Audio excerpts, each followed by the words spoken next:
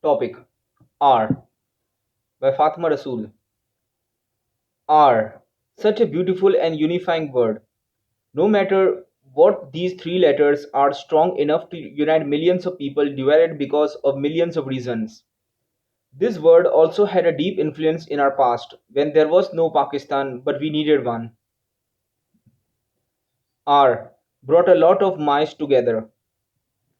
I belong to a not so developed part of the country, and my siblings and I always thought of Karachi as a dreamland.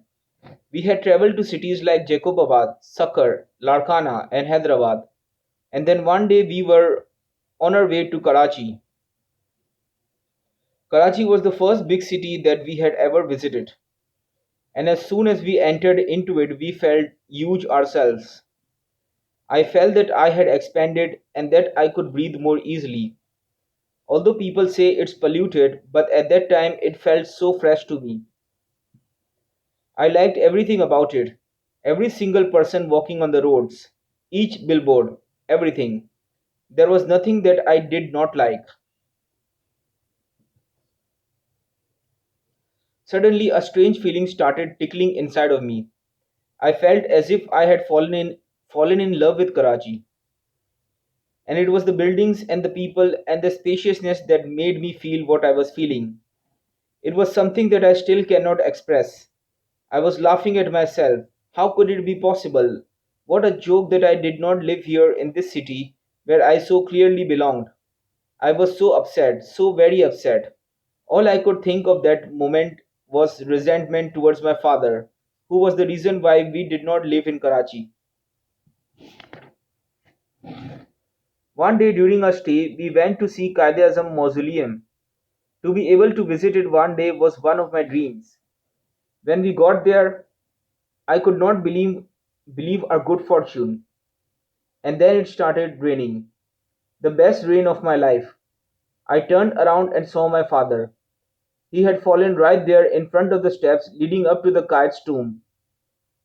My siblings rushed to help my father get back on his feet, but he had fallen so hard that his glasses were missing and he was standing there with his neck aching badly. Now I loved Jinnah even more.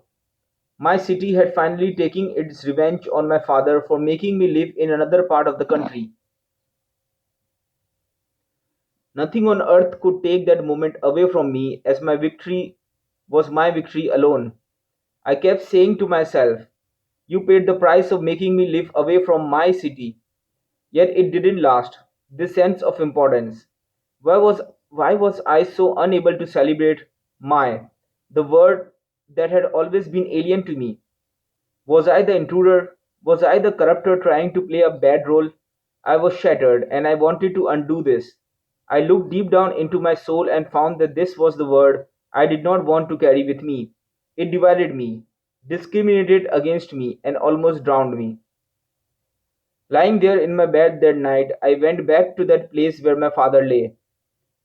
I held his hands in mine. I just wanted to stand there with him, saying nothing, feeling everything, and realized it was, after all, not my city. It was our city, our Karachi. No matter where I live, it will always be ours.